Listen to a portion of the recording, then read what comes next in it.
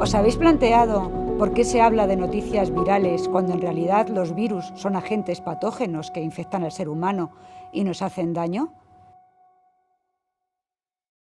En una sociedad como la actual, que se enfrenta a grandes desafíos, una sociedad que está en permanente cambio y que nos genera mucha incertidumbre, las personas en general solemos requerir respuestas categóricas, respuestas que tranquilicen nuestro cerebro de algún modo. Y eso nos hace tremendamente sensibles a las armas ideológicas. Un virus es una entidad biológica microscópica, o sea, es infinitamente pequeño, que para reproducirse siempre necesita meterse dentro de una célula y utilizar los recursos propios de la célula en su propio beneficio, de forma que en un corto espacio de tiempo, partiendo de ese único virus que ha infectado, se producen muchos virus que salen de la célula para infectar otras células u otros organismos y de ese modo, pues así se propaga la infección.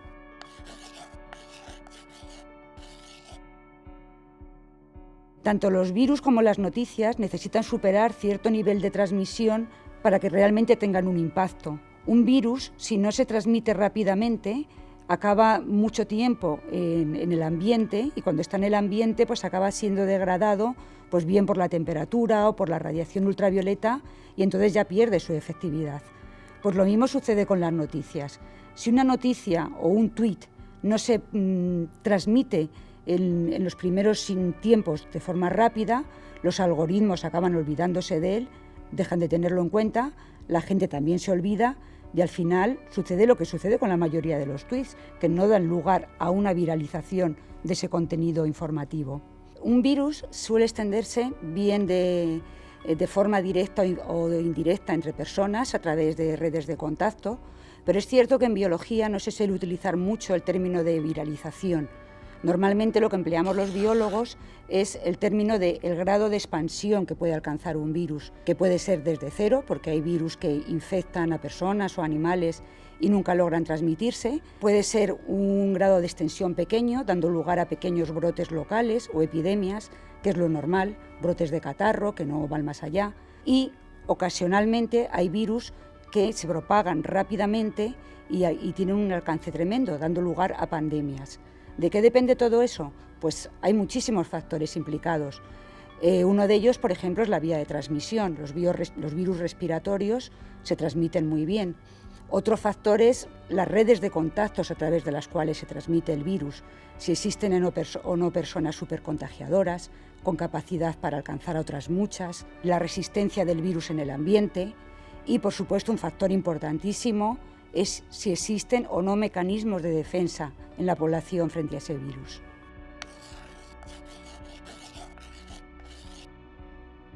La transmisión de una idea o un contenido informativo se asemeja a cómo una enfermedad se transmite en el mundo real. Eso no es nuevo, no tiene nada que ver con Internet ni con redes sociales, sino que ya desde los años 60, desde el siglo pasado, hay estudios en los que se analiza cómo se difunden los rumores, los bulos, utilizando esas redes de contacto y utilizando analogías con epidemias. ¿Qué es lo que ha sucedido con la llegada de Internet? Pues que el número de contactos entre las personas, sobre todo también con las redes sociales, pues se ha incrementado muchísimo.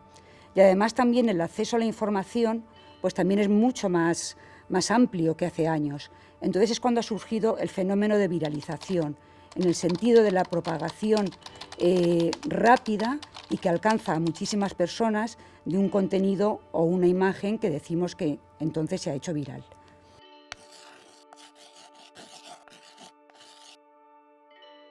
El uso de la tecnología tal y como se entiende ahora, en el sentido de un uso masivo de Internet, un uso masivo de redes sociales, se diferencia de otras tecnologías anteriores, como por ejemplo podía ser la televisión, en que ahora mismo no somos meros espectadores, somos creadores y difusores de contenidos. Y eso implica una responsabilidad individual. Es igual que cuando una persona tiene un virus, sabe que lo tiene y entonces tiene una responsabilidad porque tiene que tomar las medidas necesarias para no contagiar, para intentar no transmitir ese virus a los demás. Las redes sociales están actualizando continuamente en base a cómo se difunden los contenidos. Eso implica que el algoritmo se tiene que actualizar y, a su vez, los creadores de contenidos se tienen que actualizar en base a cómo cambia el algoritmo. Y esto es muy interesante también desde el punto de vista biológico, porque esa interacción entre cómo cambia el algoritmo y cómo cambian los creadores de contenidos es una forma de coevolución. Ambos cambian de forma concertada. Y eso es algo que sucede con los virus. Un virus cambia en base a cómo nuestro sistema inmune es capaz de generar anticuerpos. Entonces se seleccionan los virus que mejor resisten esos anticuerpos. Pero a su vez nosotros cambiamos para hacernos resistentes frente a esos virus. Y eso es algo que se está produciendo de forma continua. Pero luego también tiene que haber una responsabilidad colectiva, porque no toda la responsabilidad se puede dejar en el individuo. Entonces tiene que haber unos medios que vigilen qué es lo que se está difundiendo. Ya sé que esto puede sonar raro porque entramos en otro tema espinoso, que es la libertad de comunicación. Pero creo que sí que es necesario que haya plataformas, que las hay de hecho, que verifican si la información que circula en redes es verdadera o es falsa. Cuando se empieza a difundir un bulo, pues miran si es real o no lo es. Eso tiene una efectividad limitada. Si se hace al principio, puede frenarlo. Como se haga tarde, ya no, porque ya se ha hecho viral. Pero creo que hay que seguir incidiendo en ese tipo de plataformas para que identifiquen rumores y para que identifiquen posibles personas que puedan actuar como supercontagiadores de esa información. Creo que son dos grandes áreas que aunan biología y transmisión de información, porque esto último que he dicho se hace en epidemiología continuamente. O sea, hay una vigilancia, por ejemplo, del virus de la gripe, de posibles nuevos virus, para ver cuándo empieza a circular algo que puede ser potencialmente peligroso para el ser humano. Pues igual que se hace con los virus y las epidemias, debería hacerse con los contenidos informativos en las redes sociales.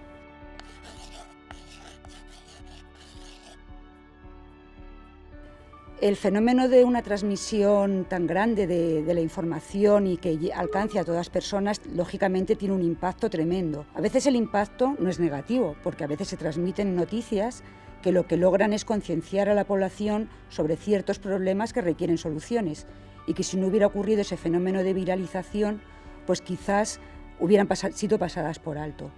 Pero el problema viene cuando lo que se transmiten son sus noticias falsas, lo que solemos conocer como fake news, que contaminan realmente a la población, porque este tipo de noticias lo que hacen es imitar los medios de difusión reales, los medios de difusión que difunden noticias verdaderas.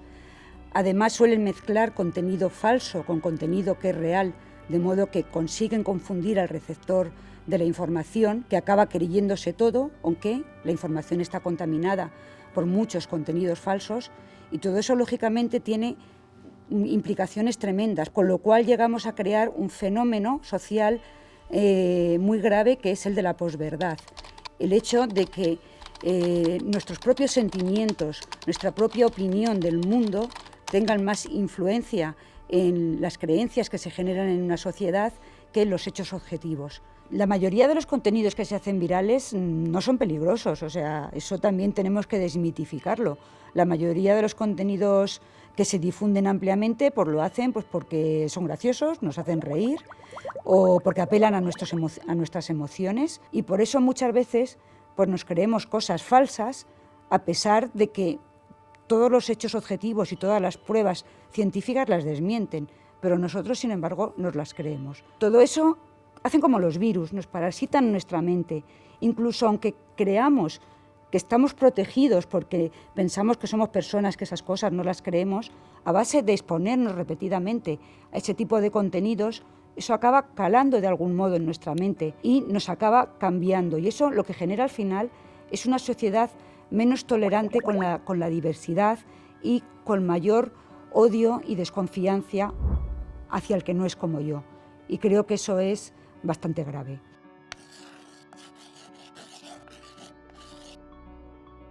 Cuando alguien se contamina de una información falsa, ¿cómo sabemos quién es el contaminado? A veces podemos encontrar personas que actúan como catalizadores de la viralización, por decirlo de algún modo, personas con muchos seguidores, con mucho prestigio social, a las que sí que en algunos casos, si están difundiendo contenidos falsos, convendría aislar.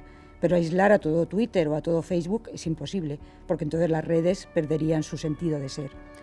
Y respecto a las vacunas, que como digo son el arma más poderosa que tenemos, en el fenómeno de la difusión de noticias, pues también es posible aplicarlas. Pero yo diría que en ese caso a lo que hay que ir es a una educación digital muy temprana, para que los niños desde sus inicios sean conscientes de que no todo lo que se difunde en Internet es verdadero y de que todo lo que hacen en el mundo virtual tiene consecuencias en el mundo real. Y entonces tienen que tener una educación digital para saber distinguir lo verdadero de lo falso. Sé que no es fácil distinguir lo verdadero de lo falso, ni para los mayores ni para los niños, pero hay que dotar a las personas de herramientas para hacer esa distinción. Tienen que aprender a desconfiar de titulares sensacionalistas, de remedios milagrosos. Tienen que aprender, o tenemos que aprender, a verificar fuentes. Y yo creo que todo eso es súper necesario que se empiece a aprender desde niños, porque la sociedad digital, si no hay una catástrofe, es imparable. Entonces tenemos que aprender a convivir con ella y a utilizarla en nuestro beneficio. Yo creo que hemos dado un poder inmenso a la tecnología y todos hemos sucumbido a ese poder que le hemos dado, pero en paralelo no hemos desarrollado los recursos necesarios para ejercer un control y un uso útil de la tecnología. En realidad la tecnología yo creo que la hemos aceptado tan fácilmente porque realmente nos facilita mucho la vida. Pero a mí me gustaría que se reflexionara sobre si realmente la tecnología nos ha hecho más libres y nos ha proporcionado más tiempo para nosotros. Porque al final yo diría que en muchos casos lo que nos ha generado es más obligaciones. La pandemia lo que nos ha enseñado es la susceptibilidad del ser humano, no solo frente a agentes físicos dañinos, sino frente a la información que circula, cómo puede cambiar nuestras ideas y nuestros cerebros.